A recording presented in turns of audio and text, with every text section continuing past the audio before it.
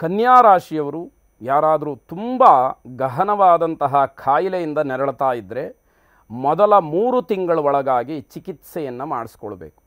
ಶಸ್ತ್ರಚಿಕಿತ್ಸೆಗೆ ಏನಾದರೂ ವೈದ್ಯರು ಸಲಹೆಯನ್ನು ಕೊಟ್ಟರೆ ಅವಶ್ಯವಾಗಿ ಅದನ್ನು ಮಾಡಿಸ್ಕೊಂಡು ಆರೋಗ್ಯವಂತರಾಗಿರಿ ಅಂತಕ್ಕಂಥದ್ದು ಇಲ್ಲಿಯ ಕಳಕಳಿಯಾಗಿರುತ್ತೆ.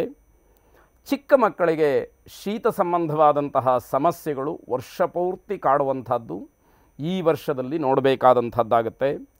ಕಣ್ಣಿನ ಶಸ್ತ್ರಚಿಕಿತ್ಸೆ ಕೆಲವರಿಗೆ ಅಗತ್ಯವಾಗಿ ಬೇಕು ಅನ್ನುವಂತಹ ಸೂಚನೆಗಳಿದೆ.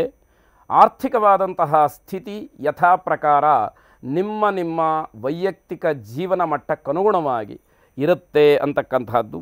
ಶನಿಯ 10ನೇ ಅಂಶ 4ನೇ ಮನೆಯಲ್ಲಿ ಬೀಳೋದ್ರಿಂದ ಅದು ಈ ಪರಸ್ಪರವಾದಂತಹ ಸ್ನೇಹಕ್ಕೆ ವಿರುದ್ಧವಾದಂತಹ ಪ್ರತಿಫಲವನ್ನು ಅಲ್ಲಿ ಕೊಡ್ತಾ ಹೋಗ್ತಕ್ಕಂಥದ್ದು. ಇದರಿಂದ ವಿದ್ಯಾಭ್ಯಾಸಕ್ಕೂ ಕೂಡ ಸ್ವಲ್ಪ ಮಟ್ಟಿಗೆ ಸಮಸ್ಯೆಗಳಾಗತ್ತೆ. ರಾಹುವಿನ ಪ್ರಭಾವ ಈ ವರ್ಷ ಹೆಚ್ಚಾಗಿ ನಿಮಗೆ ಫಲವನ್ನು ಕೊಡ್ತಕ್ಕಂಥದ್ದಿದೆ. ಶನಿಯ ಹಿಮ್ಮುಖ ಸ್ಥಾನ ಅಂದರೆ ಶನಿ ಹಿಂತಿರುಗಿ ನೋಡ್ತಕ್ಕಂಥದ್ದು ಶತ್ರುಗಳನ್ನು ಹೆಚ್ಚು ಮಾಡುತ್ತೆ.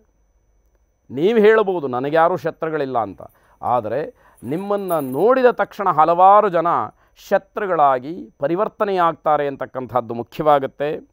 ನಿಮ್ಮ ಕೆಲಸದ ಸ್ಥಳದಲ್ಲಿ ಸಾಕಷ್ಟು ಒತ್ತಡಗಳನ್ನು ನೀವು ಅನುಭವಿಸಬೇಕಾದಂಥದ್ದಿದೆ. ಶಿಕ್ಷಣಕ್ಕೆ ಈ ವರ್ಷ ಅಷ್ಟೊಂದು ಮಂಗಳಕರವಾಗಿ ಇಲ್ಲದೇ ಇರತಕ್ಕಂಥದ್ದು.